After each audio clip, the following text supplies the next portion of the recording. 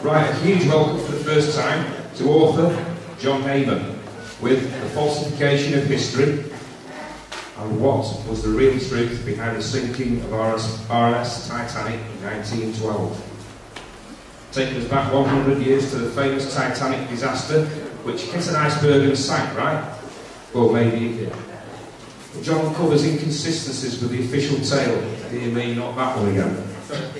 Famous names in the finance world, Rothschilds, Rockefeller, JP Morgan, and possibly a business venture that didn't work out, culminating in the loss of Morgan's no-claims bonus, possibly paid for with innocent lives. And an official story that stubbornly sticks to the unfortunate accident theory, case closed. But how well does it stand up to independent scrutiny?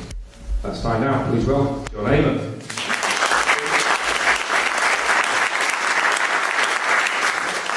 Thanks very much, everyone, and welcome to the real story about the sinking of the Titanic. Just first of all, can everyone hear me at the back? Okay. Yeah. Okay, good. Right, what I'm going to tell you tonight is quite a complex little tale, or quite a complex large tale. So what I've tried to do, I put together a PowerPoint presentation that hopefully tries to simplify it. You must bear in mind that there are 2 or even 3 strands running concurrently through the whole story. And of necessity, I do tend to skip from one to the other and back again. And I try to make it make sense, but please bear with me if there's bits that you don't follow, because like I said, it is quite complex, but it does all come together at the end. So hopefully bear with me. And the other thing to bear in mind is that I'm not a professional speaker, I'm a writer and author, so if you're all expecting Ian R. Crane, then you have to all get your money back now. I'll do my best. Okay, so off we go. We all know what that ship is, and we've had it thrusted as almost from being this high. This story has been part of our folklore for as long as anybody can remember in living memory. So we all know what that ship is, or do we? That's actually not the Titanic. It's identical twin sister, the Olympic.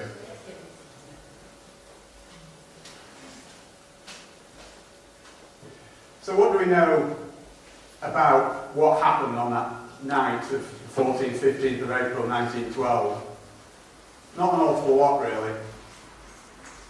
Although we hear so much about it, everyone thinks that they know the story. Well, trust me, you don't. And this is what we're coming to now. We know for sure that a very large ship sank in the early hours of the 15th of April. And we know that there were more than 1,500 lives lost, and that 700 survivors were rescued by another ship, the Carpathia. But once you said that, you said everything. Everything else is really up for question, seriously. And I'm going to show you how that is the case. So let's start by having a fresh look at some of the facts that matter, shall we? Moving swiftly onwards. Yeah, so to come up with the story that I've come up with, obviously it wasn't all my work, but there's a lot of my own research gone into this, and a lot of the stuff in there is stuff that is unique to me. So where did I get it from? Well, this is where I got my information from. I looked at the transcripts of both inquiries. There were 2 inquiries about the Titanic disaster. One was the American inquiry, one was the British. Looked at both of those. I looked at Howland and Wolff public records. Howland and Wolff was the shipyard that built the ships. Okay, various other sources, libraries, internet, blah, blah, blah. And the one thing that really struck me about it all was that there were so many unanswered questions and anomalies with the official story that made me just think that, hang on a minute, let's have a closer look at this. So what does the official story consist of? It's basically all those things. Can we all read that at the back? Is it large enough? Yes. Yeah, okay. So at the risk of just standing here and reading the slides, it's basically all propaganda from the White Star Line. Dozens and dozens of eyewitness accounts, hardly any of which agree with each other. Contemporary newspaper reports, which I'm sure some of you are aware of this phenomenon. Whenever there's a disaster that's not as it appears, the first reports that come out you never see them again, a lot of them, because they change the official story as time goes on, and some of the reports contradict the new official story, so you never get that. So by looking back at old newspaper reports, I've actually found a lot of stuff that's never mentioned and absolutely conflicts with the official story. Okay? So the inquiries were generally regarded as a whitewash. Okay? And the conclusions that they came to were so obviously incorrect as to be mind-blowing. There was also a British and US government cover-up, which again, as we go on, I'll talk more about that. And one of the things that has been responsible for the apocryphal tale about the Titanic, one of the major things that's been responsible for it, is a book, which some of you may have read, and a film, which some of you may have seen, and it was this one. Let me just put it on now. It's called A Night to Remember. It was written by a guy called Walter Lord. And Walter Lord, just for a bit of background on him, he was an ex-CIA agent. Now, the first thing that interested me was what on earth is an ex-CIA agent doing writing a story about a shipping disaster 40 years previously. And the conclusion that I came to on that was for the same reason that the CIA get involved in anything and everything, and that is to cover it up and obscure the truth. So the Titanic myth that we all know and love so well is a result of that book and that film. And trust me, 80% of it is utter hogwash. Right, so let's just set the scene a little bit. We have to turn back the clock a little way, first of all. A guy by the name of J.P. Morgan, John Pierpont Morgan, who was a big American financier at the turn of the 20th century, from the 19th into the 20th century.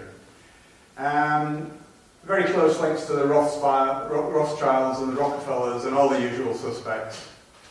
Okay, he bought the British White Star Line, which was the line that eventually built the Titanic and the Olympic and the Britannic, the three sister ships. Okay, the British government, because it was a foreigner, they had to sanction the purchase.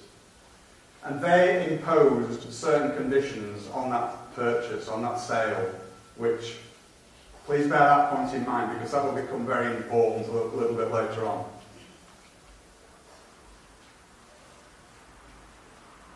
Okay, there's Mr. Morgan himself. What a nice man.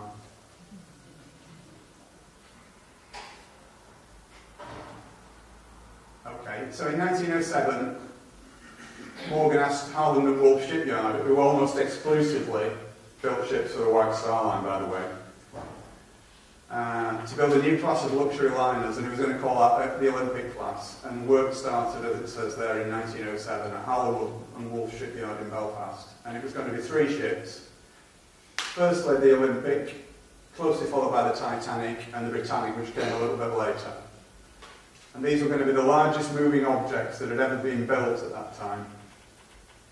Olympic and Titanic would be virtually identical, but significantly there were some differences. And again, we'll come on to that a little bit later as the story develops. Okay, so in 1910, this is where we swap over onto another little thread, which you're going to have to bear in mind as well as we go through it. In 1910, in what appears at first sight to be a totally unrelated incident, 7 extremely high-powered American financiers met in total secret at a place called Jekyll Island, which is off the coast of Georgia in the USA. Okay? They were the representatives of those powerful financial organisations, J.P. Morgan himself, and as I said before, the Rothschilds and the Rockefellers. Okay? It was all done in absolute secrecy, and this is documented, and the documentation is available, so this is not my speculation. No surnames were used at all. And their plan was to introduce something into the American economy called the Federal Reserve Bank. Now, I guess most people have heard of the Federal Reserve Bank. Is there anyone who doesn't know and wants me to explain what the Federal Reserve Bank is? Don't be shy. Okay. We all know what the Federal Reserve Bank is. But just in case someone's too shy to put their hands up, I'll just give you a brief picture of what the Federal Reserve Bank is. Think of it as the American version of the Bank of England.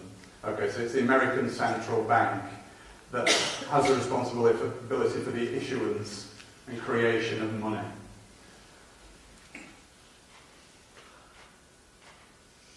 Okay, now, the reason for the secrecy was that there was some powerful opposition to this plan.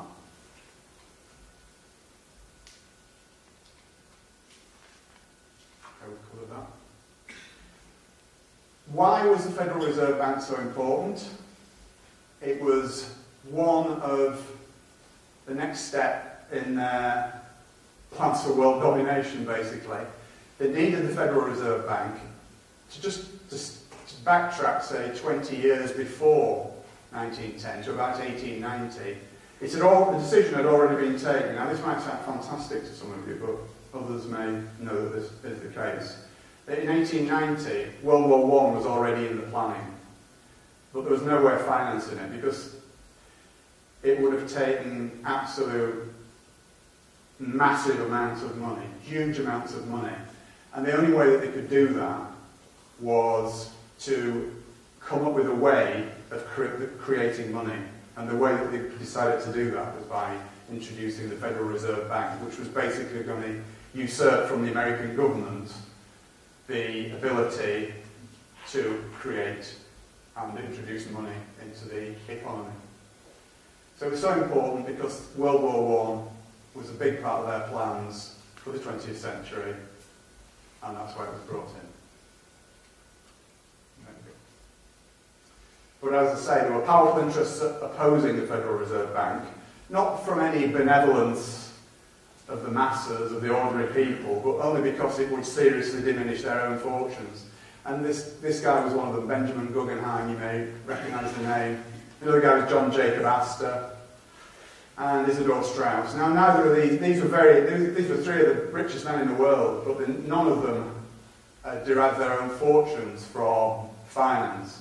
It was industry, retail, leisure, but not finance, and that's very important. I'll just give you a moment to read that. I won't read it out myself, but that's an important statement from Henry Ford that Henry Ford made in 1918. And he was talking about the Federal Reserve Bank.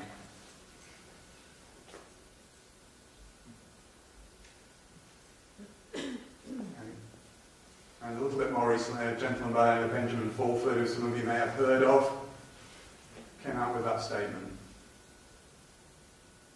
which is what we're talking about tonight, basically. Part of what we're talking about tonight. Okay, so why were these powerful guys opposed to the Federal Reserve? Because, as I said, they knew that the Federal Reserve would undermine their own personal fortunes because they weren't going to be involved in it, basically. So it wasn't through any benevolence that they were opposing it. It was purely selfish reasons. So let's get that up front straight away.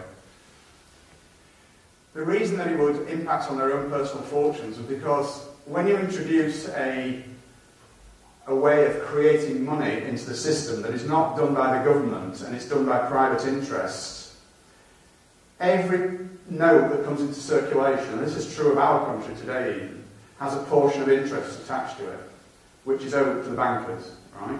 So the Bank of England produces money, and it's not the government that asks the Bank of England to do it. The Bank of England does it as a private corporation, and the government has to pay interest to the Bank of England, believe it or not. And that is the reason for the national debt, nothing else.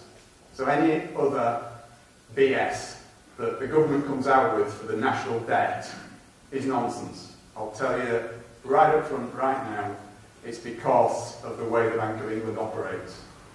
So, and that causes extreme inflation.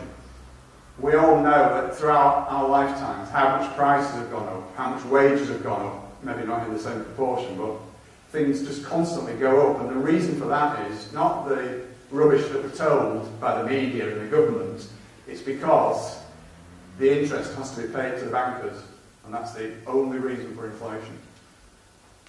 Okay, so extreme inflation will be very dangerous to these guys who oppose the Federal Reserve, and it could even have destroyed their fortunes, so that's why they're opposed to it.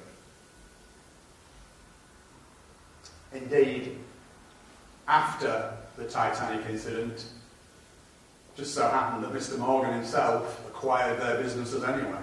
So, just something to bear in mind. Okay.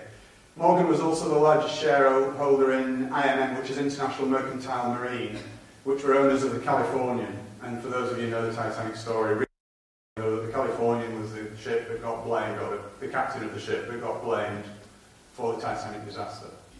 Okay, so Morgan was involved in that too. And the reason for that will become apparent as well. Okay, and IMM also owned the Lusitania, which, as it rightly says, that's another story for another time, but believe me, that isn't all it seemed as well. Okay, let's just look at the general situation surrounding Atlantic crossings in the 19th century. After all, the 1912 and 19th century had only finished 12 years previously. But it was mainly immigrants going to America. And basically, the ship owners didn't care. They were just worthless lives, these people, you know, just poor people. So they overloaded the ships. They overinsured the ships. Insurance scams were absolutely rife. They didn't care. Okay, and it was also an industry that was noted for fraudulent practices. So, moving on apace. The first of the ships off the production line was the Olympic, which was, to all intents and purposes, identical to Titanic, and that was launched early 1911 and had its maiden voyage on the 14th of June that same year. Now, Olympic was not immune to little disasters itself. It had quite a few, shall we say, mishaps. On its maiden voyage, it almost sunk an American tug.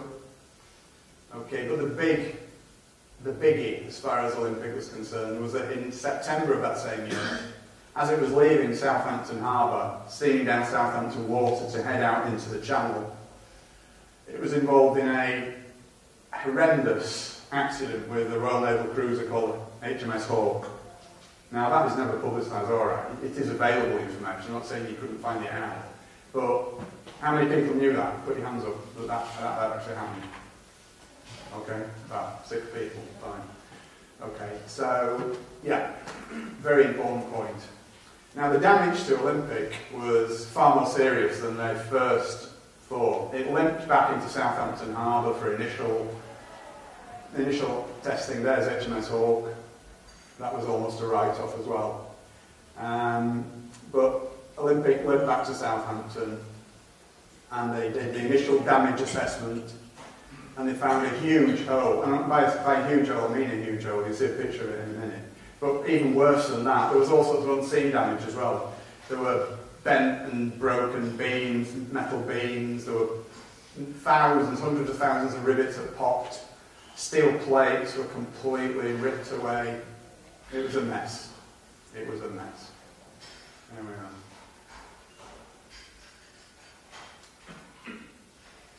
And that was the main bit of the damage, but it stretched. It had an impact down almost 1/3 of the ship.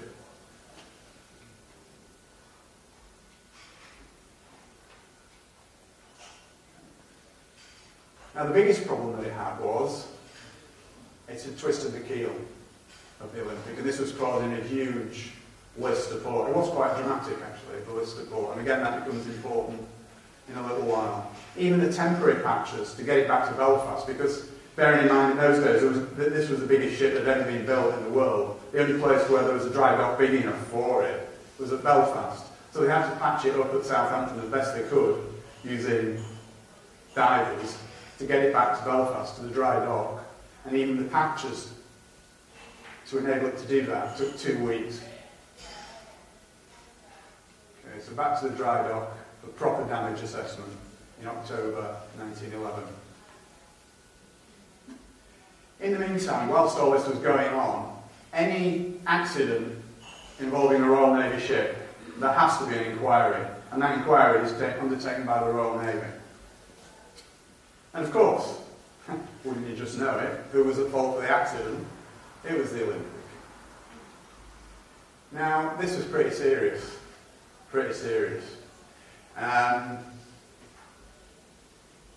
The Lloyd's of London declined the insurance claim, which was an absolutely massive blow to the White Star Line. Now, it was not only liable for damage to Olympic, but it was also liable for damage to HMS Hawke, and this was going to run into many, many millions of pounds, and in those days, millions of pounds were serious money.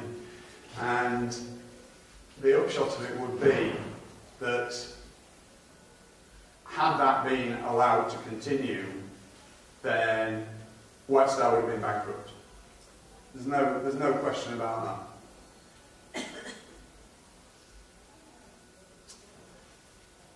But I believe that the conclusion that the White Star Line came to was that the Olympic was absolutely irreparable because of the twisted keel, mainly. I don't know any of you seafaring people, but the twisted keel on a ship is pretty serious. So they got basically two options: scrap it, which would have definitely meant the end of the line for not only White Star, but Holland and Wolff as well, who, if you remember I said, they almost solely built ships for White Star. So if White Star went down, then so did Holland and Wolff. Obviously they went for the patch-up option. I think they were just buying time, to be honest, see what could happen. So they patched it up, and that took 7 weeks. So bear in mind that 7 weeks out of commission, it was a lot longer than 7 weeks if you take the time before it, from after the collision until the 7 weeks began, and then add tack of 7 weeks onto the end of that. It's a lot of time for a ship of that magnitude to be out of service. The speculative investment that JP Morgan and co. had put into the Olympic class meant that they needed a return on their investment really, really quickly. And not only were they having to pay for all these repairs, but they were losing the revenues that would have been generated by the Olympic traversing back across the Atlantic, taking passengers. So it was a huge, I can't stress that enough, it was a huge financial blow to them. Okay. Now we know that steel struts were put in place to brace the keel, and I will return to that towards the end of the presentation. So just bear that one in mind as well. Okay, and also to expedite the repairs, they actually borrowed the starboard propeller from Titanic, which was not finished, but it was well underway. It was probably about 2/3 of the way built at this time. Okay, so basically they needed Titanic in service as quickly as possible, along with Olympic, to start generating revenues. Otherwise... Okay, so Olympic was actually involved in yet another collision, believe it or not, when it got back into service in January 1912. And it lost a propeller blade. It had to get back to Southampton.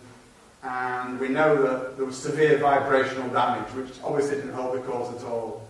And it created enormous stress on what was an already badly damaged ship, even though it had been patched up.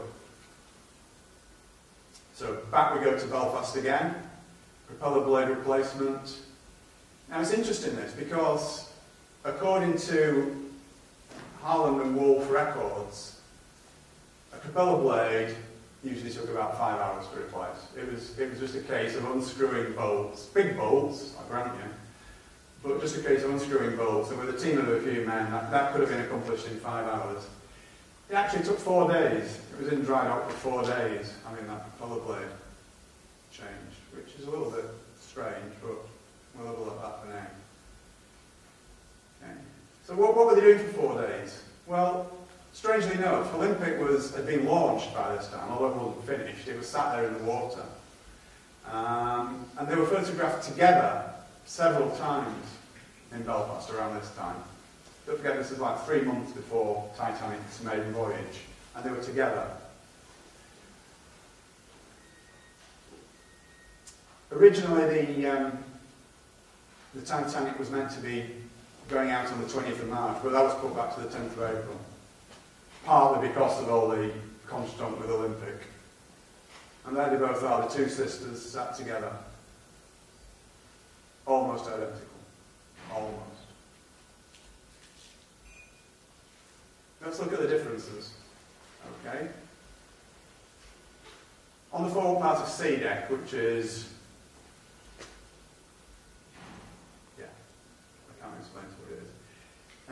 Olympic had 16 portholes, unevenly spaced, and Titanic only had 14. So if you see pictures of the two together, it's easy to tell which one's which. Okay. And on the after part of E-deck, Olympics was open, and they decided to enclose Titanic, for whatever reason, best known to themselves. Okay, so did they switch them? Well, let's have a look. I think they decided to switch them, with a view, you probably guessed by now, with a view to sinking what had been the Olympic to claim the insurance money.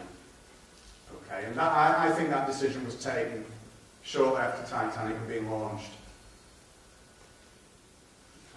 Okay. It wasn't as that big a job.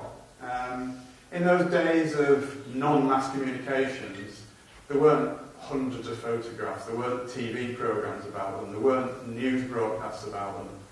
It would have been quite simple to do. They took a hand-picked group over one weekend, and there is apocryphal evidence for this, that there are urban legends existing amongst the White Star, amongst the Harland and Wolff, the descendants of the Harland and Wolff workers from that time, that said that they'd been passed down from grandfather to father to son, that this had gone on. And that was bribery and threats to families, that if anybody said what was really happening in that shipyard over that weekend, then they'd probably never work again, and that could have been a death sentence in those days. No such thing as social security. Never work again. And as I say, it would have been a reasonably simple procedure. Okay, only minor changes. They put carpets down in Titanic, which they never planned to do, and the reason they did that, I think, was to cover the scratched liner from what had been originally Olympic. They need to change the nameplates, they need to change the life belts, they need to change the lifeboats. And there's Titanic when it was launched with the 14 portholes on sea deck. And there's Titanic on its maiden voyage with 16 portholes. Draw your own conclusions from that. Okay. So what other evidence do we have? Okay. There are photos showing 16 portholes, one of which you've just seen by magic. Olympic was open to the public prior to its maiden voyage, and incidentally, does anyone not find it strange, all the fuss and hoo-ha there was over Titanic's maiden voyage? And yet Olympic didn't get that. Why would that be? Olympic was the first one off the production line. Surely that should have been reserved for, as I say, the first one off the production line, not the second one. But again, we'll come back to that.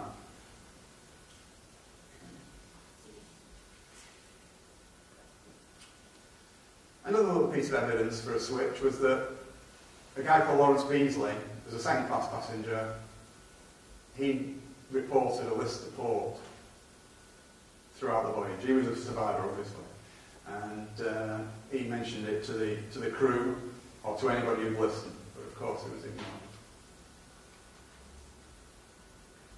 Now this is interesting as well, the sea trials. Olympics was a full day on the open sea, which is what the Board of Trade, who controlled these things at that time, that's what they demanded, any big new liner entering service. It was a proper, comprehensive trial with Board of Trade inspectors crawling all over it. And that's exactly what happened for Olympic. Titanic, a couple of hours on Belfast Lock, no speed tests, no lifeboat tests.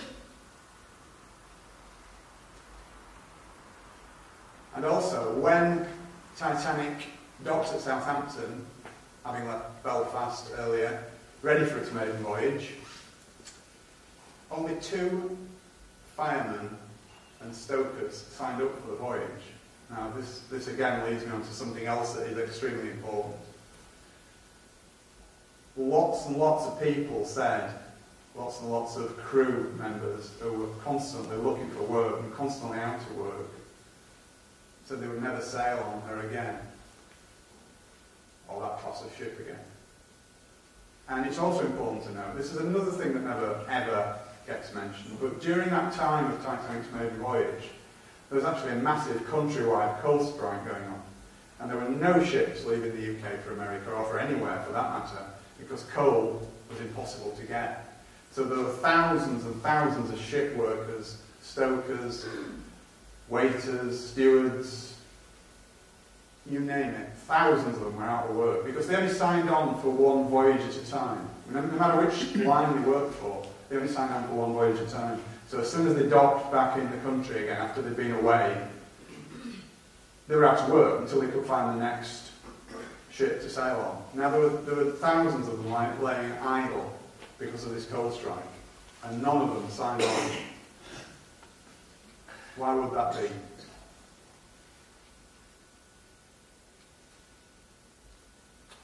So just to recap a little bit, why would they make a switch? I'm making a serious allegation here. Why would they make a switch? Well, as it says, Olympic was virtually worthless. It was uninsurable. Damage beyond economic repair, I believe. White Star Line and Harland and Wolff would have been bankrupted. So did Mr. Morgan, forever with an eye for the main chance, look at it as an opportunity to kill two birds with one stone? Because now this leads us back to the other thread, which is the Federal Reserve again.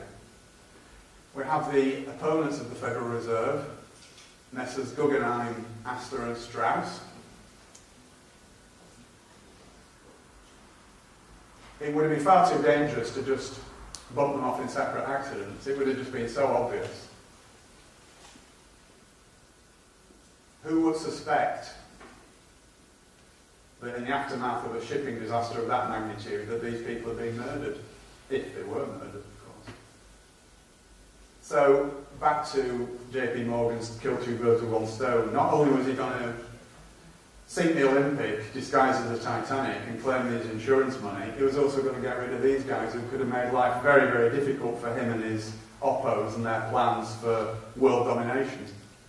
Okay.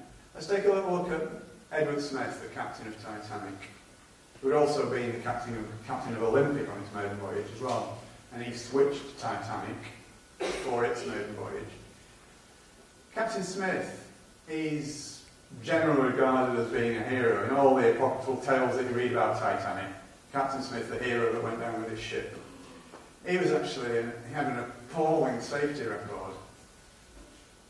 He was generally known as a braggart and a show-off, and he used to take great delight in throwing these huge liners around as though they were ducks in a bath, basically.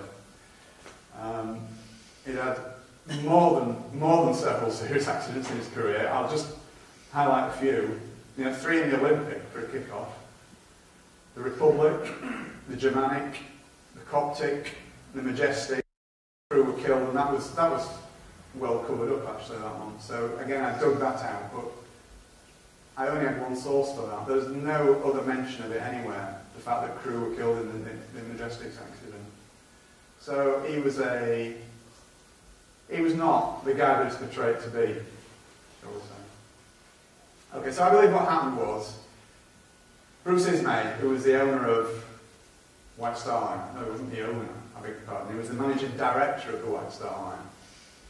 He was brought into Ismay's confidence, and Ismay used his record, his appalling track record as a lever, and virtually twisted Smith's arm to carry out this conspiracy that they'd all planned. Okay. They were told that the Californian would be standing by. This is the ship of whose captain actually got the blame for the Titanic disaster from the 2 inquirers. Okay, and basically he had to comply, but in doing so he insisted on choosing his own crew. And again, this is something that's quite interesting because it's a known documented fact, and this hasn't been covered up, this is quite true. The fact that just before the Titanic's maiden voyage, all the senior officers were swapped around. They brought in a new one and all the others went down a notch, which they weren't very happy about. But that did actually happen. Smith chose his own crew for that. There you go. Pecking order of his existing officers was affected. Now, there are several puzzling facts about this. Again, as I've already alluded to, despite the coal strike that was going on, they still had difficulty finding crew.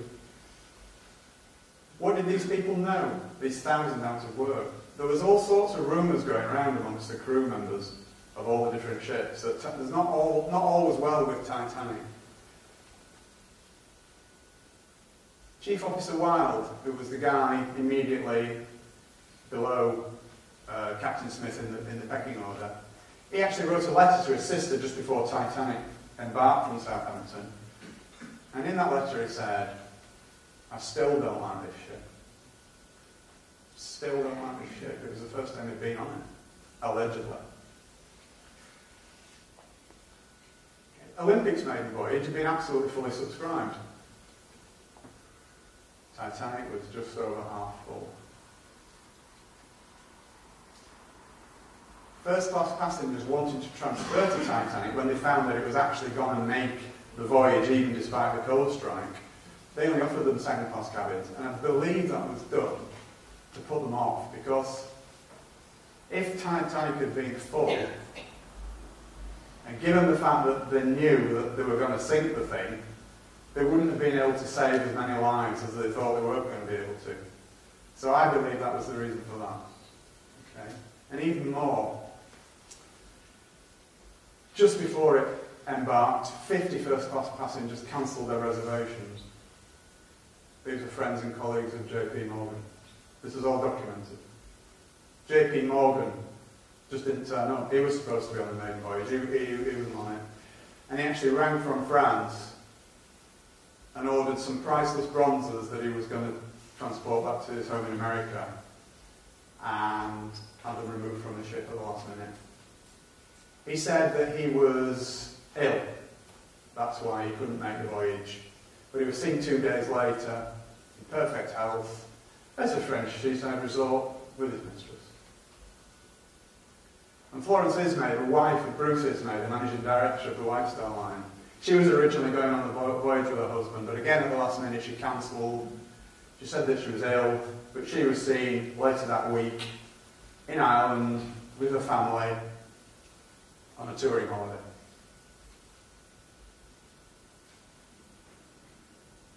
Okay.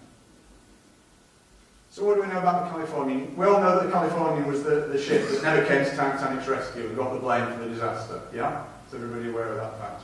Right, well, California, this is quite an interesting issue as well. Again, despite the coal strike, Californian left England, I think it left London, 5 days before Titanic. It's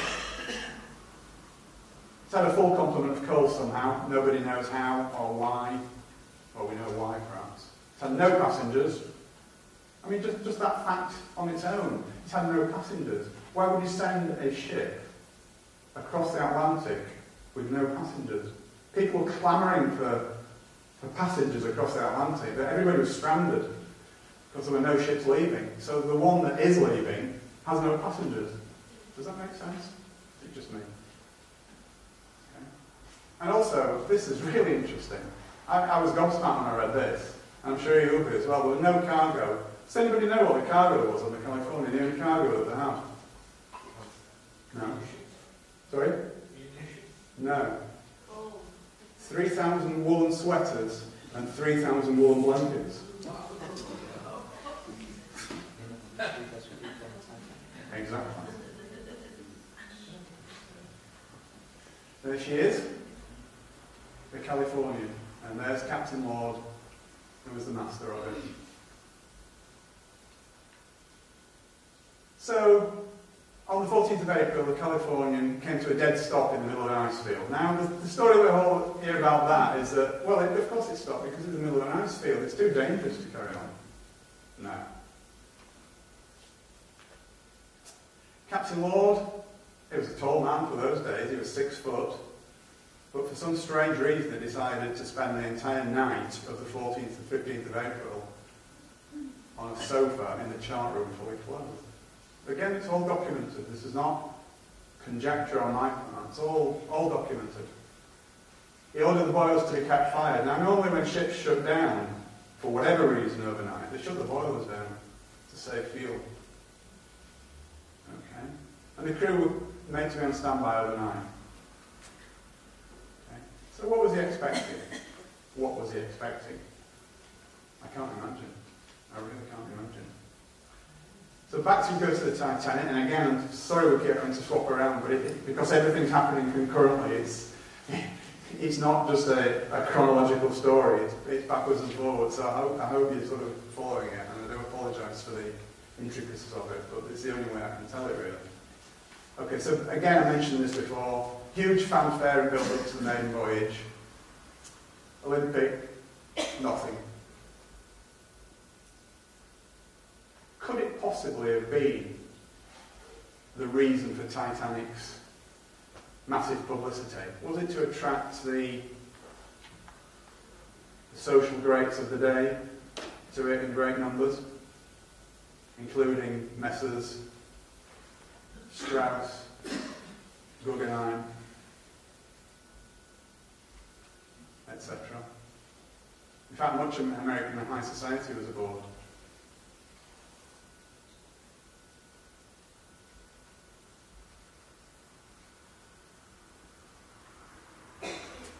Okay, so let's move on now to Titanic, the maiden voyage. She set off from Southampton on the 10th of April. She called it Cherbourg in France, and then she called it Queenstown Island, which is now called Cove Island, and then set off across the Atlantic. And late on the evening of the 14th of April, we know that the Titanic received 6 messages from the Californian, 3 of which were warnings of icebergs, which is fair enough, but 3 were personally addressed to Captain Smith from Captain Lord. Now, we never found out what it actually said in those messages, but I would love to. I really would. And one of the things that so we do know what it said in one of them. It was a precise location of where California had stopped for the night. And why would he do that? Why, can you just think about that? With the benefit of hindsight, if you like, on what we now know about what was going on. Why would he tell him exactly where California had stopped for the night? What were the points of that? They weren't even part of the same shipping line. Okay. It's also a documented fact that Captain Smith delayed turning the Titanic west on the southern track. There were different tracks going across the Atlantic for different times of year, mainly to avoid icebergs. But he delayed it for 10 miles, which actually put Titanic directly into the ice field. Was that a coincidence? I don't. But again, this is something that did come out. This is something that is prevalent in stories like this. We know that for a fact that the radio operators were busy with passenger messages, so they weren't really taking an awful lot of notice of other ships and their wireless traffic at all. So everything was concerned with getting the first class passengers messages to their family and friends in America who were probably waiting for them at the quayside. Okay, so according to them, they didn't receive the Californians' last messages. So again, draw your own conclusions. Now, we know that there are several other ships in that ice field in exactly that same region that night. And they were all travelling at full speed, so why was Californian stopped? It stopped and closed down for the night. And we're told, as I said before, that this is because you cannot run at full speed through an ice field. But that is just hogwash, and I'll come on to that a little bit later. This was Titanic's route from Queenstown across to New York. You can just see the edge of the ice field there. It doesn't show it very well on the slide, but it's there. And it's just there where Smith turned into the ice field. And that's where the accident took place. If it was an accident.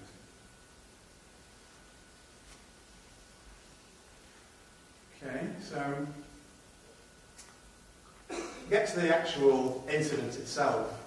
It's 11 o'clock in the evening, 2 lookouts, Fleet and Lee started their watch, their shift.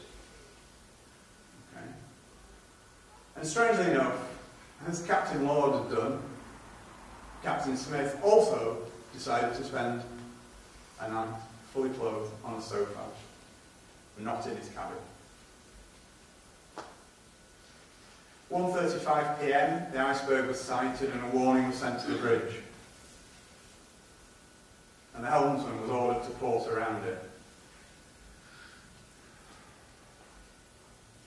Which, incidentally, doesn't mean turn to port, it means turn to starboard. It's a bizarre thing, but it actually means you turn to starboard, which is the right, and you port around something. It means that the rear end swings out like that. Sorry, nobody can see my arm, I do apologise, but it swings round it like that. So that's called porting around it. Okay, now that would have been fine. That would have worked perfectly. They would have missed the iceberg, completely missed the iceberg, apart from the fact that somebody reversed the engines, which guaranteed a collision. Because the speed Titanic was going at, porting around it would have taken it, at full speed, would have taken it a wide berth around the iceberg and past it. But reversing the engines meant that it was like slowing right down, so it didn't have time to get past the iceberg. So that actually more or less guaranteed that there would be a collision. So why was that done? Again, it's all very strange, all very weird. Okay. First Officer Murdoch, who was on the bridge at that time, so he was effectively in charge of the ship while his superior officers were sleeping or off duty. Did he deliberately guide Titanic into the iceberg? Because it was him that gave the order to reverse around. This is an experienced guy, you know. He wasn't a rookie. He'd been around a bit. He'd been on the ships for 20 years. He knew what he was about. You don't get to become first officer of a huge liner like that without knowing, you know, what's right and what's wrong when you're issuing instructions to helmsmen. So that in itself is very strange, and leads me to think that something wasn't right there. Now, another interesting point is that Titanic's turn circle was 1,280 yards, which, as it says on the slide, is about 2/3 of a mile. And its stopping distance from full speed is at 850 yards, which is just under half a mile. Right. Now, in his testimony to the American inquiry, Lightoller, who was the second officer, said that the iceberg had been visible from 2 miles. So, when you just read that information again, given that fact, why did it hit an iceberg? If its stopping distance and from full speed, and it wasn't even travelling at full speed, it was 850 yards, and the iceberg was visible from 2 miles, something's not right. The iceberg should easily have been avoided in a way. The other aspect of this is that there were, despite what you may believe or think, there were only actually 6 eyewitnesses to the alleged iceberg collision. Only 4 of whom survived, and all these were working class. And what I mean by that is they were the ordinary seamen. Right? No passengers witnessed it. They were ordinary seamen aboard the Titanic. The 2 officers that witnessed it, well, we'll see what became of them in a short while. Murdoch allegedly shot a passenger and then immediately committed suicide, something which his family have vehemently disputed ever since, or his descendants. 6th Officer Moody allegedly drowned, which just left Quartermaster Oliver, who stated at both inquiries, "I saw nothing," even though he was on the bridge.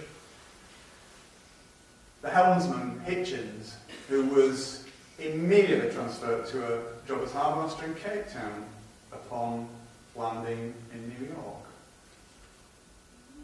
Lookout Frederick Fleet and Lookout Reginald Lee were the only 2 who actually gave any evidence at all at the inquiries. Any or all of those could easily have been coerced and bribed, in much the same way that the Harland and Wolff shipworkers were. Just a simple expedient of threatening them with loss of livelihood. It would have been a piece of cake. Okay. Another strange anomaly. After the iceberg hit, or Titanic hit the iceberg, which we prefer, Captain Smith ordered Titanic half speed ahead for 5 minutes. Now, why would he do that? The thing is taking water. Was he trying to get closer to the Californian? Then as soon as they spotted a ship on the horizon, immediately he closed the engines down. Very confusing. So what we'll do now is I'll just do this little recap, and I think it's time for a break. Okay, so now we have the ship standing dead in the water, Californian, sorry, Olympic, Titanic. The rescue ship standing by, which we believe to be the Californian. We have messages sent from California stating its position, for whatever reason. Smith can see a stationary ship on the horizon, and he assumes it's the Californian, and therefore everything is going to plan. And I think we'll leave it there and have a little break.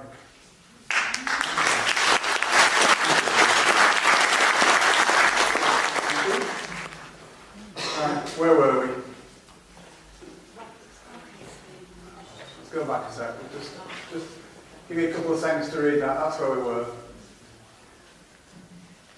Okay, so the bottom line is Smith sees a stationary ship, and he assumes it's the Californian, and everything's going to plan. So, the rockets are launched.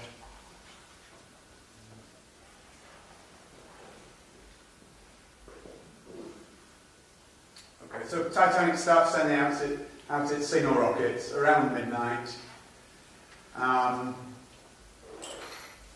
The signals were seen by the Californian's crew,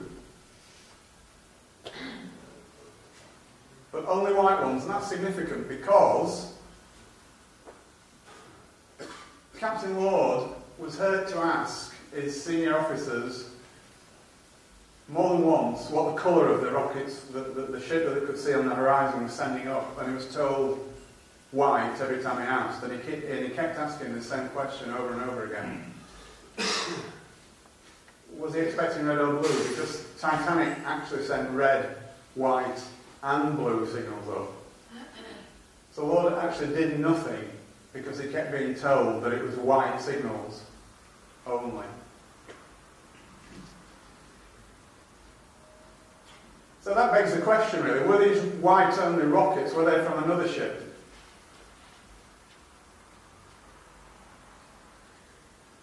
Now, I'm not sure how clear that is, but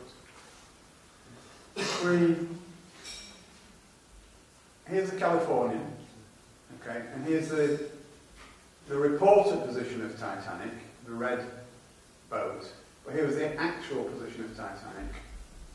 And in between the Californian and the Titanic, again, this is something that is not reported widely, there was a smaller ship called Samson.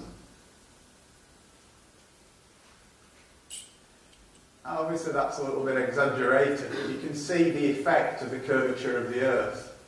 Because of the distance between the Californian and the Titanic, which was actually 19 miles, although according to Titanic's reported position it was only 11 miles, the curvature of the Earth was actually obliterating Titanic, as you can see from the diagram. However, Samson, significantly, was visible. Now, the Samson, what was all that about? I hear you ask. Right, well, the Samson was actually an illegal seal fishing boat.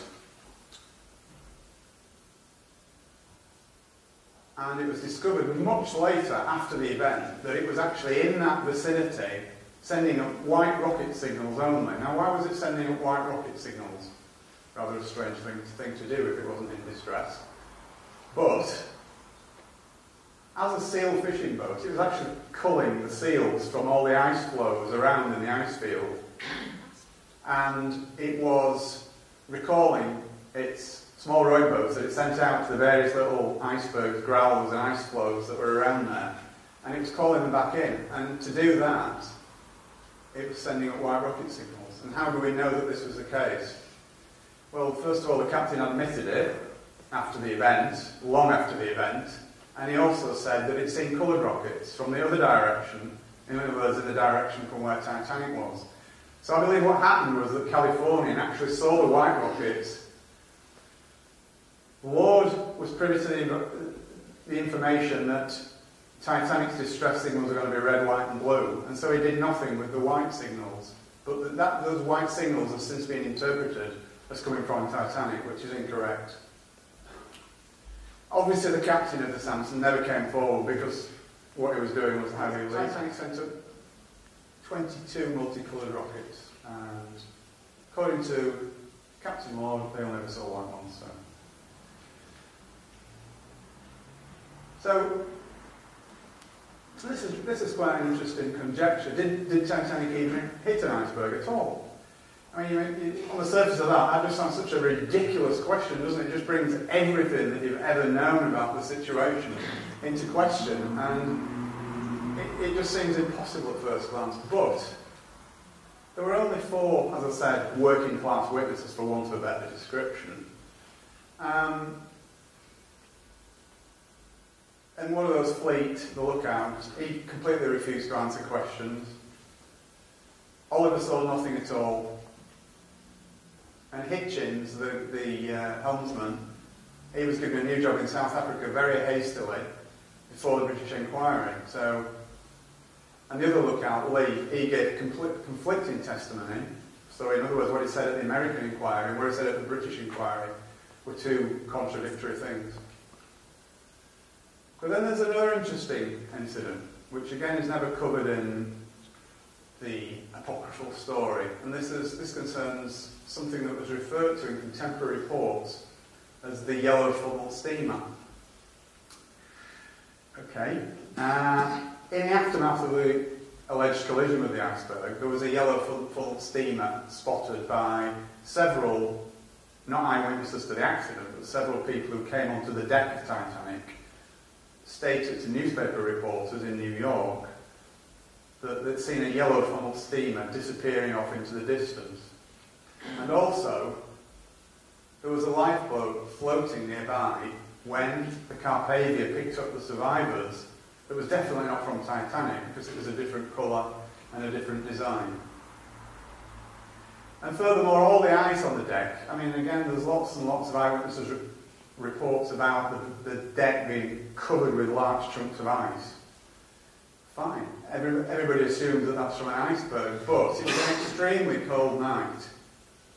And there was literally hundreds and hundreds of yards of rigging on Titanic. The wireless masts were just, in effect, like rigging going from one end of the ship to the other. And they would have been, at 28 degrees Fahrenheit, which is what the temperature was at the time, they would have been absolutely liberally coated with ice. Any collision at all would have shaken loose literally tons of ice from not just the rigging, but from the masts and all the different cabins and structures on the deck. So it's quite feasible that even if it didn't hit an iceberg, there could be copious amounts of ice skating around the deck. So was the yellow funnel steamer perchance an icebreaker that did the disastrous damage to Titanic?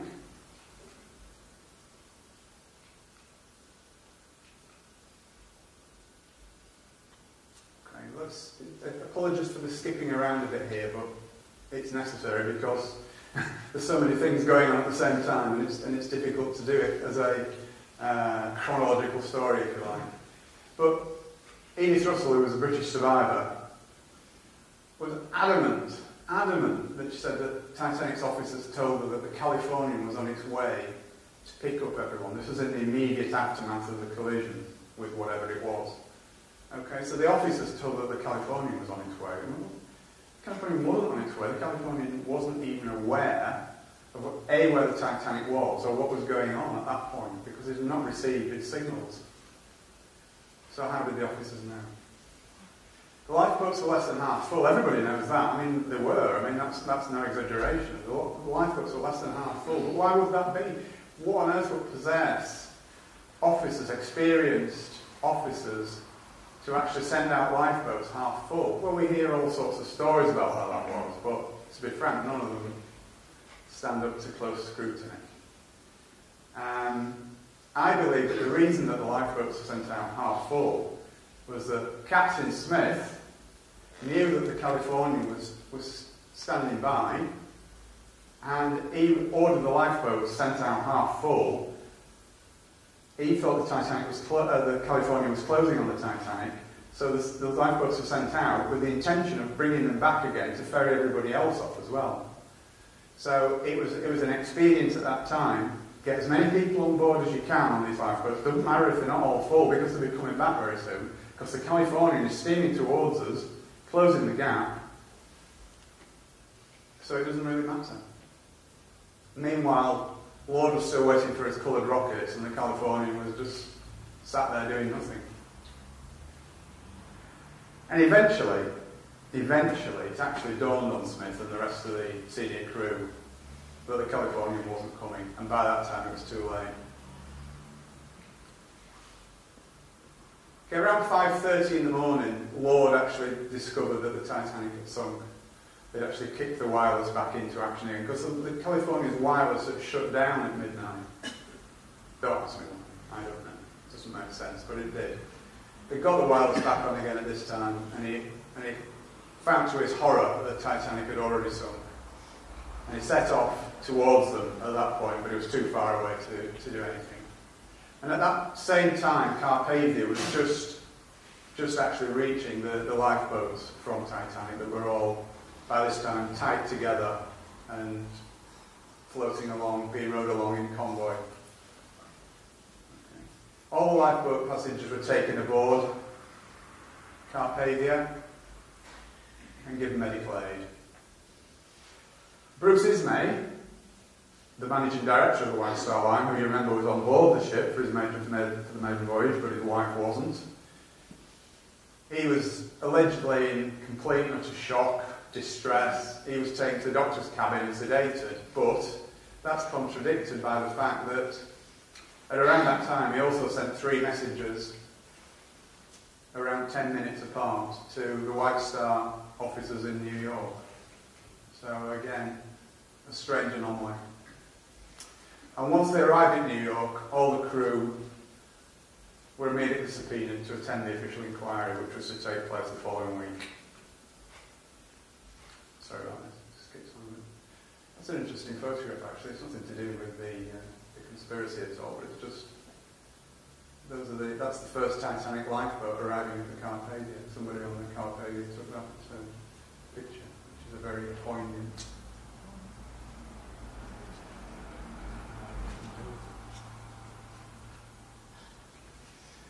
Let's move on to inquiries now, because again these were generally regarded as being complete whitewashes, both of them. We'll cover the American one first.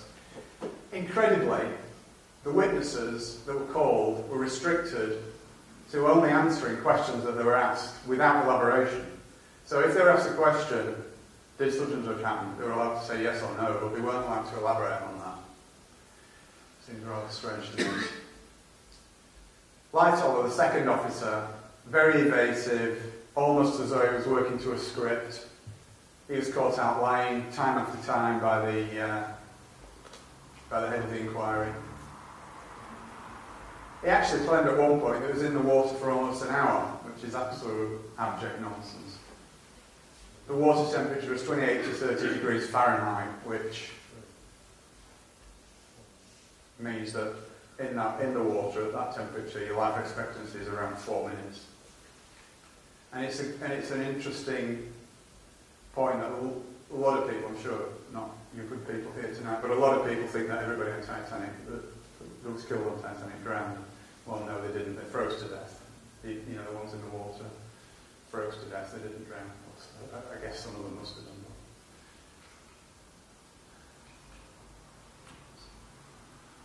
that. Lightoller referred to the inquiry as a complete farce, and he wasn't wrong. Stacks and stacks of contradictory evidence. I've got loads of examples, but there's far too much to cover in an event like this without boring and all silly.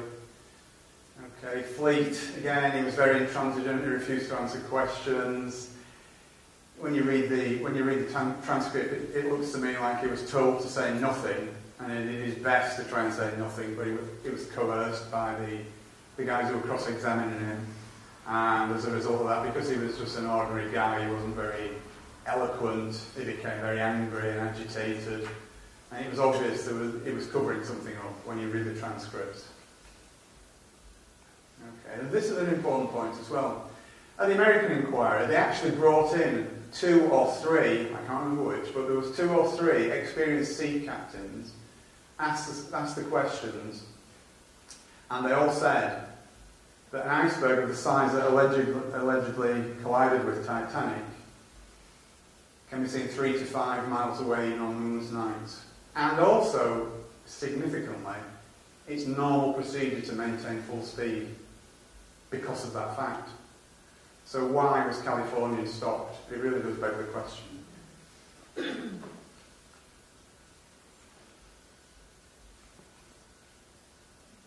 Okay, so a couple of weeks after the event, the surviving crew members docked at Plymouth Harbour in Devon, and they were immediately held against their will. They were kept in a holding pen, for want of a better word, overnight. There were 165, from memory, 168 perhaps, and they were all held against their will overnight, which is obviously illegal. They had no access to union representatives, and they were coerced to sign a document that they believed to be the Official Secrets Act. I think it's more than likely that they were threatened and bribed with the same old thing. Speak anything about what happened on that night, and you'll never work again. So moving on to the British inquiry. This was conducted under the auspices of the Board of Trade. The Board of Trade was the organisation that used to oversee anything that went on at sea. And it was the Board of Trade, for example, that set rules about the numbers of lifeboats that ships could carry. They did the inspections of ships that were meant to be seaworthy, etc. So it was done under the auspices of the Board of Trade, chaired by a guy called Lord Mersey, who was an interesting character actually, because Lord Mersey had been wheeled in on several occasions before, where there was sort of dodgy circumstances about ships being sunk, strange accidents, insurance scams, and he'd been used by the British government on more than one occasion prior to the Titanic inquiry. So he was quite a colourful character as Lord Mersey.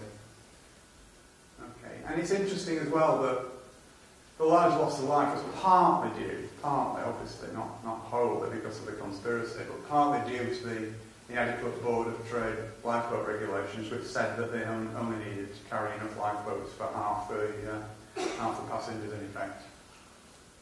So it was very extremely unlikely that any inquiry conducted by that Board of Trade would be anything approaching impartial, because it had to protect itself.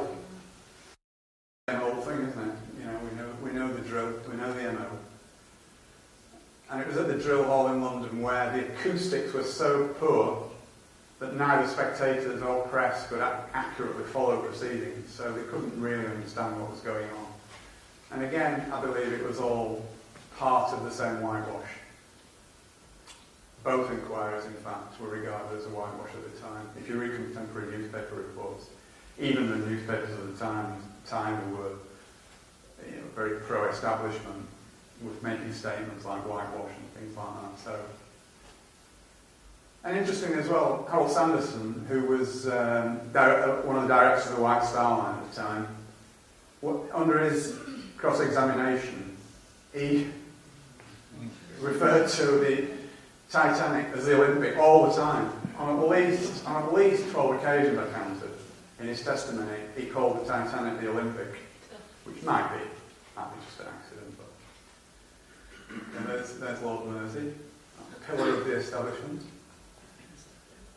And that's an actual photograph of the inquiry at the drill hall at the time. Okay. So yeah, it was a whitewash. The British inquiry found that Captain Smith wasn't to blame. The lookouts weren't to blame. The design and construction of Titanic wasn't to blame. The officers and crew of Titanic weren't to blame. The White Star Line wasn't to blame. It was Captain Lord's fault. Obvious, really, isn't it?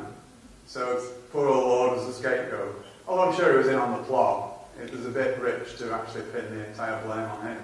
And unfortunately, that's what history has done. History tells us that Captain Lord was the villain of the piece. Okay, Mersey deliberately steered the evidence that way. Anything that was said that pushed the blame in any other direction, he shouted it down, he changed the subject, he moved them on. Yeah, ignored or shouted down any other version.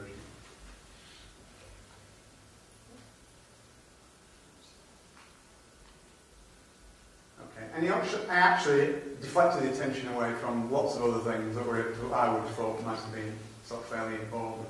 Things like Titanic's bulkheads should have been at least one deck higher. That would have probably saved the ship. And the fact that the Board of Trade, if you remember right at the beginning of the presentation, I told you about the sea trials. They signed the Titanic off after about an hour and 40 minutes of sea trial on Belfast Lock.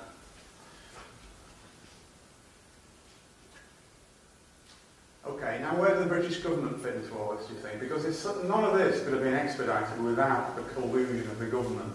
Now, why would the government want to do that?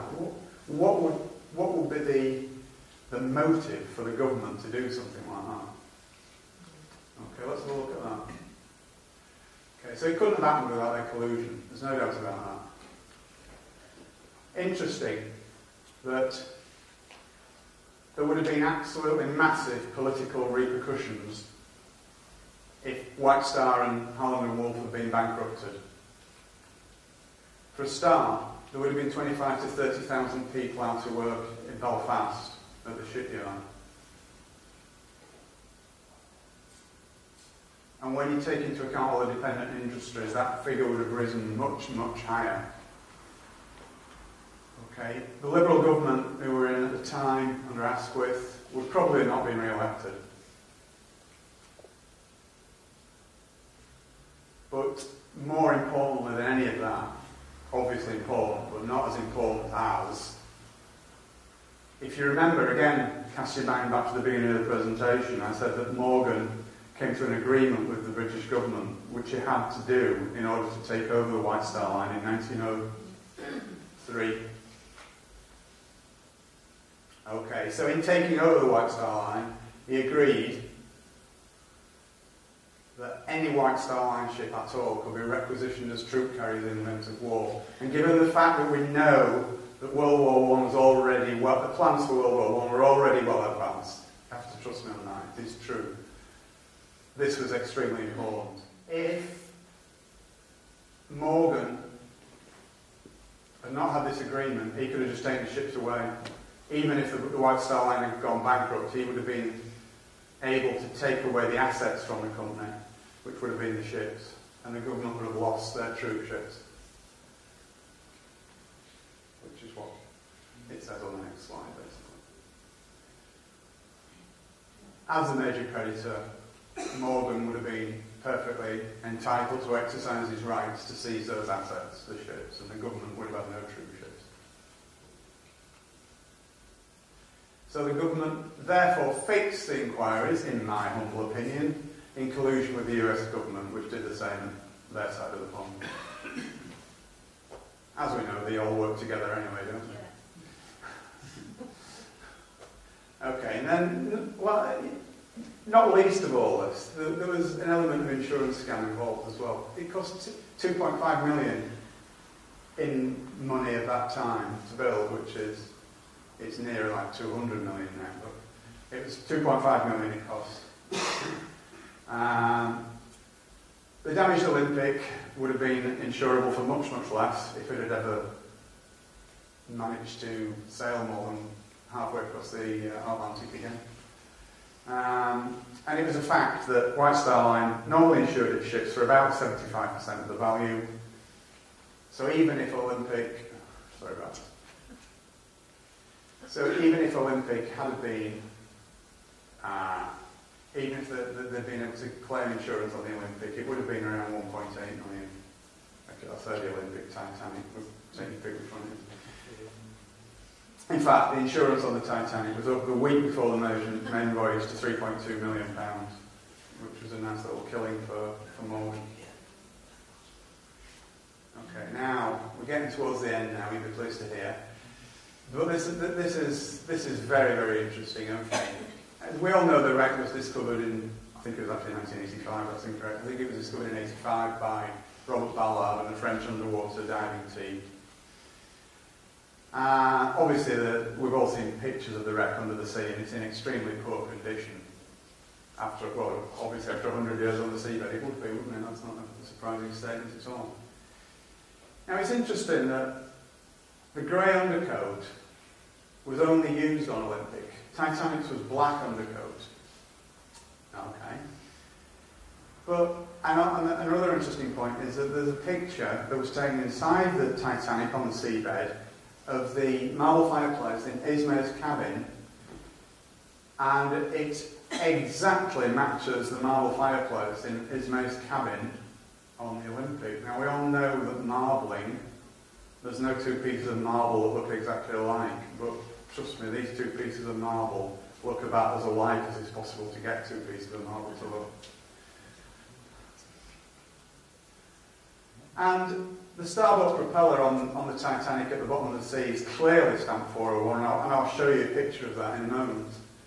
And what's significant of that, you may ask? Well, if you remember, when the Olympic was back in for repairs, they pinched one of the Titanic's propellers.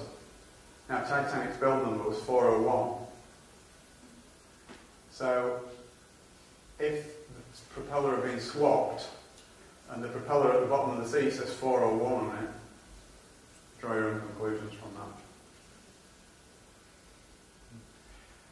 that. And importantly, when Ballard examined the wreck in detail, he had with him a set of blueprints of the Titanic.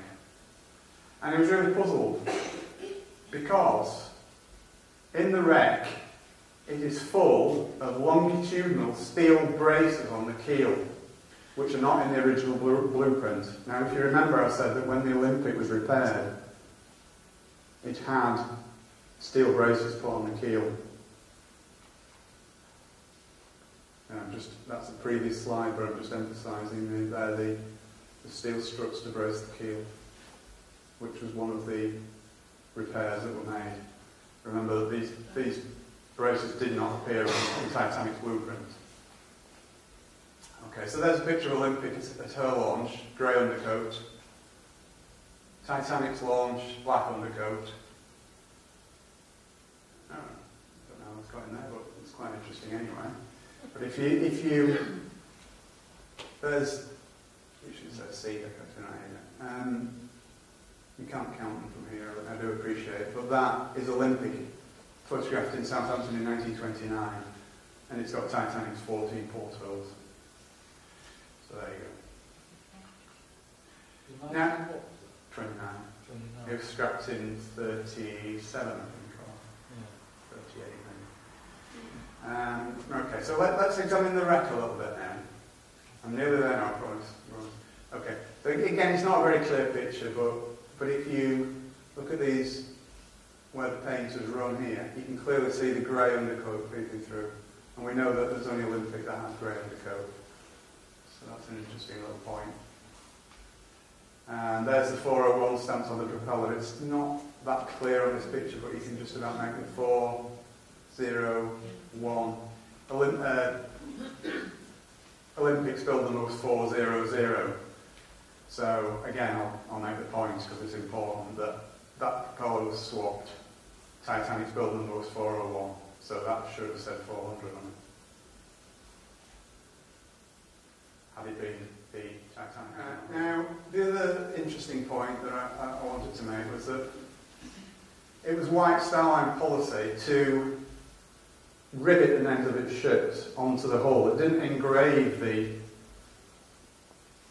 I beg your pardon, it's the other way around. It engraved the names of its ships into the hull. It didn't put iron letters stamped and riveted onto the hull. They were actually engraved into the hull, not standing out in relief. Now, this is a close-up of the Titanic hull, and you can clearly see the letters M and P. I say clearly, it's not that clear, but it's just about visible that it says M and P engraved in the hull. And that is exactly where two letters of Titanic had fallen off onto the seabed and are no longer visible. So again, it's all evidence. So that's where the letters were. So we're nearly there now. What became of these people? What happened to them all? All the major players in this little conspiracy of mine. They all died on board Titanic, but significantly, and I believe this is significant, none of the contemporary reports, none of them even attempted to escape, as far as we know, which I find a little bit strange. At least one of them should have. But nobody ever saw them. Nobody saw them afterwards. They all sort of died quietly and just disappeared. What became of the Olympic, or the Titanic, whichever one you believe it is? It successfully plied its trade across the Atlantic for another 25 years or so. What happened to the insurance claim? Well, Lloyd's of London immediately paid out the full 3.2 million, and that, just by coincidence, secured the future of both White Star Line and Holland and Wolff. And also what became of the plans for the setting up of the huge scam that was the Federal Reserve Bank. Well, the Federal Reserve Bill was passed without serious opposition. You'll all be absolutely gobsmacked to hear. On the 23rd of December 1913, when 9/10 of Congress had gone home for the Christmas holidays, it was introduced early that afternoon, and it was about that thick apparently. So no one had had time to even read it, let alone digest its implications. Okay. And as I sort of mentioned earlier on, it's the beginning of the American national debt, just like the British national debt began with the Bank of England in 1694. The American national debt started in 1913 and currently stands at 16 trillion. Now, trillion is a million millions for the purpose of this. They're just mind-boggling numbers, and it'll never be paid back, ever. It's impossible. So basically, we're all in debt, or they are in debt, and their descendants as far into the future as you can possibly imagine, forever. And that debt is increasing. And more importantly, the Federal Reserve Bank enabled the bankers to fund World War I, which is what they've been aiming on doing for the previous 20 years. Obviously World War I started the following year. So, that's it.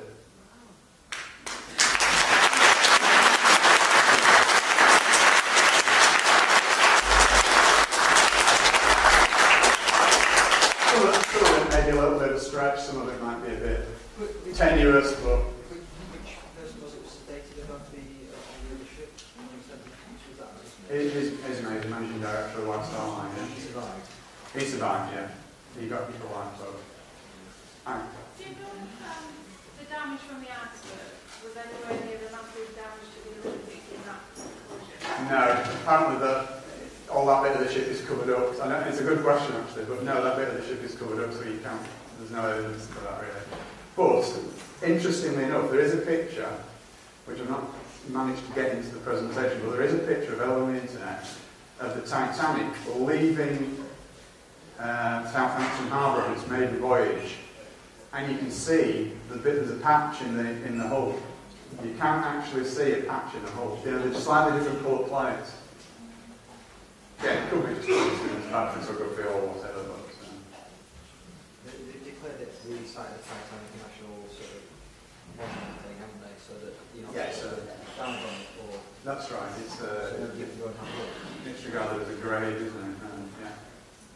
Yes. Do you think this had anything to do with why the Americans didn't enter the war right at the very beginning regarding all this sanctions? It's an interesting question, and I've not really given that any thought. But seems funny, it's like 2 or 3 years after the First World War started. Yeah, but don't forget that even though it was in America, the Federal Reserve, I mean, these people transcend all countries. They're not just Americans.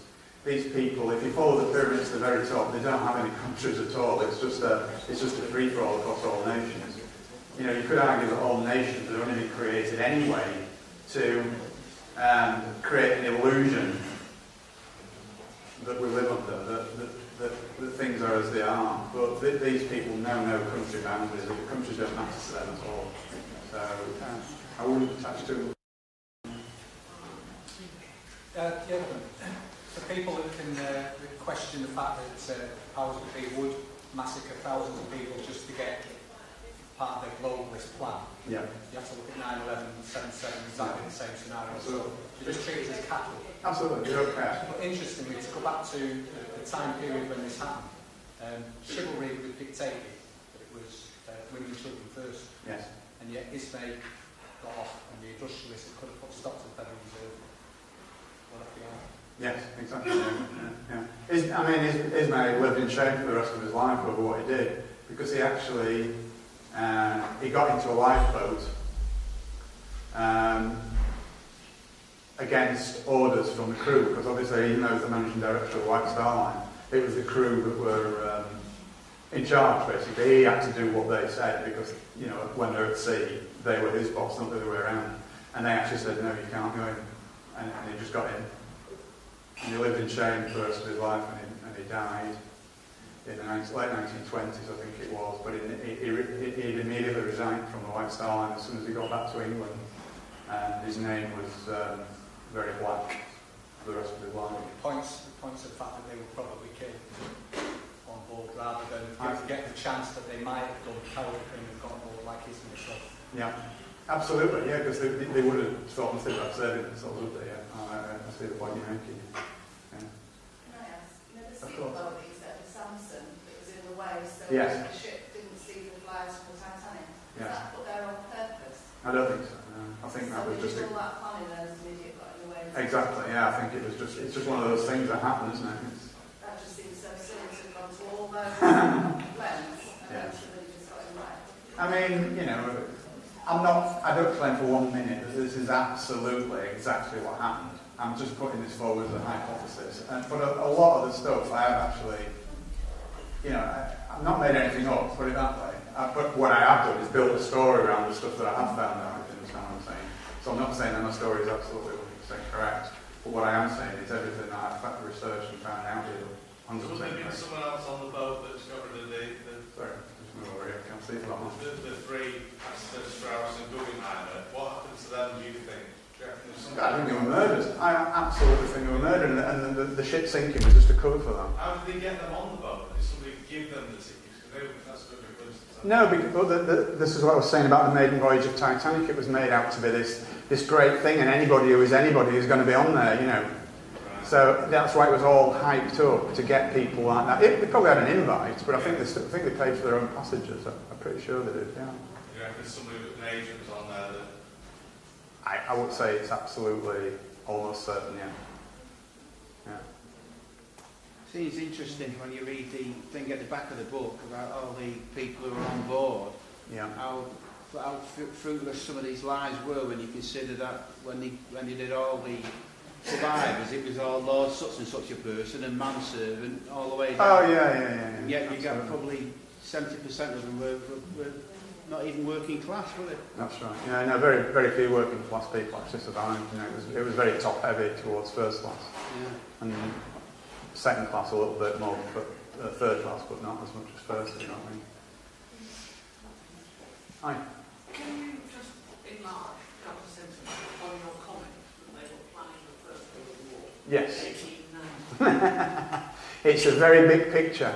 I mean, the Titanic incident is just one tiny little jigsaw puzzle in a massive, massive picture.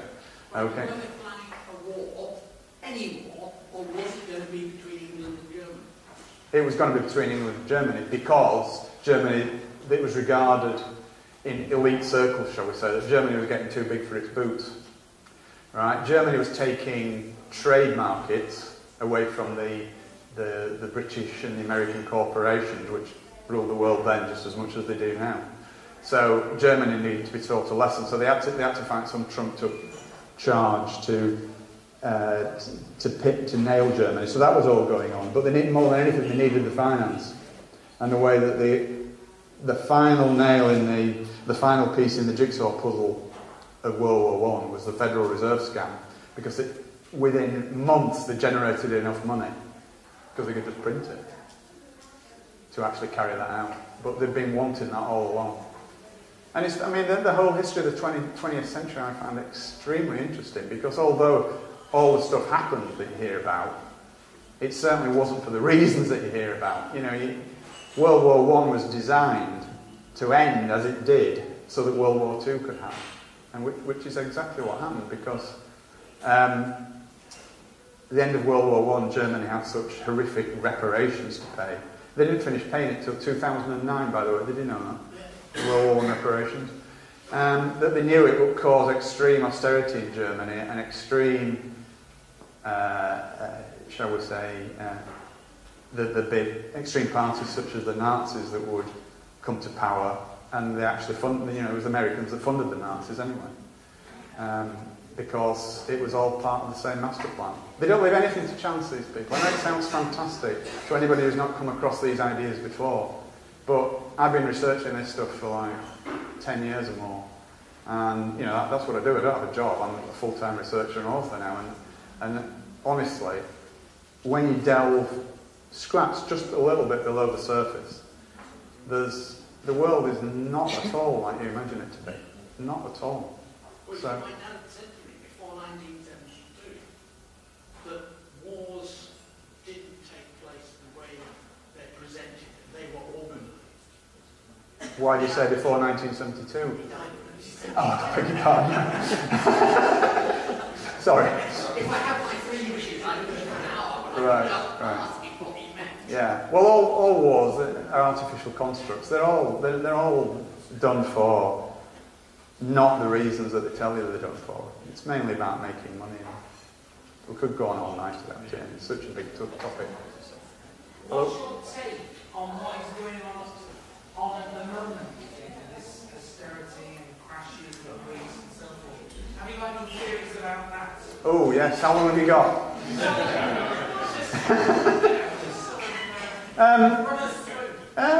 Well, again, it's only my view. I wouldn't suggest to speak for everyone, but it's all part of the same thing. It's about control of populations. I mean, when you think about it, let's just take the Greek situation and the Spanish situation as an example. Who does Greece owe all this money to? Owes it to the EU? Who does Spain owe it all to? Owes it all to the EU. Every nation is in debt to the EU or to other countries in the EU. Why not just say, all right, well, that debt pays off that debt pays off that debt. It's all artificial constructs. They do it to keep us all in a state of fear and poverty, because that's the only way they can control us. That's the only way 10,000 people can control 7 billion people. And it's all part of that bigger picture. And again, it's not the sort of thing that you can just address in a 2-minute soundbite, if you know what I mean. It's a much, much bigger picture, and there's a lot more to it. I mean, it's just staggering in its complexities. You can't put it all down to the central banking cartel. Yeah, it's them that I don't know if you heard what he said, but he said that you can put it all down to the central banking cartel, and that's what the Federal Reserve was about. Everything is down to them. These people own the earth, yeah? They own the earth, they own governments, they own corporations. If you follow any pyramid to the top in society, they're there. And they control all governments, everything. They're all puppets dancing to the tune of these people, these bankers who own the earth. I know it's a difficult concept to get your head around if you've never sort of encountered anything like that before, but it is the case. Yes, sir. Well, that bankers' shams all bluff because they create money out of nothing. And absolutely. It's the prerogative of the country to produce its own money. That's self-evident. Absolutely. And they ought to just call it bluff. Well, if the British government, or if any government, created its own money, we wouldn't have a national debt. There wouldn't be a national debt. Well, it doesn't have to borrow money. Exactly. The national bank is control. Absolutely, absolutely. Well, there's Japanese are supposed to be borrowing 700 million Japanese to build a nuclear power station. Yeah. Well, if we accept that, they'll owe 700 million worth of Britain. But if the government that created 200 million to build a power station, that would contribute to the wealth of the nation, Yeah. and we get all the benefit, and we own it. So this Japanese law investment that's coming supposedly from Japan, it just wants stopping it, it's nothing. Yeah. They create out nothing, and it becomes money when we accept it as money. Yeah, exactly. Yeah. So we just yeah. produce our own money. It's just another tiny little strand in the whole spider's web is going on. Yeah, absolutely. Well, so there was a story that it might have been some by a torpedo. You did mention another ship there. It could have been, yeah. Yeah, I mean, it was just my presumption that it might have been an icebreaker. It could have been a torpedo for all I know, yeah. Have you ever heard the idea? I've read it. No. Well, I mean, one thing I didn't mention in the presentation was, and perhaps I ought to, is that the actual hole in the side of Titanic was very strange. It was a very strange shape. Yeah, that's It was about that wide, and it was about 60 metres long. But the interesting thing about it was that it actually penetrated 1.6 metres into the ship. Now, how can a piece of ice do that? Have you ever seen a piece of ice that shape? That's 1.6 metres long and only that wide, and yet can break through steel. So what are you actually saying? Well, I'm saying I don't think it was ice that did it. So what do you think it actually I think it was an icebreaker. I guess it, to be fair. Oh yeah, I understand that. Yeah. But I suppose I'm more saying that it wasn't ice rather than what it actually was. John, I think you've done a fantastic job on a really complex subject. Thank you very much. Absolutely splendid. Thank you. Your name, ladies.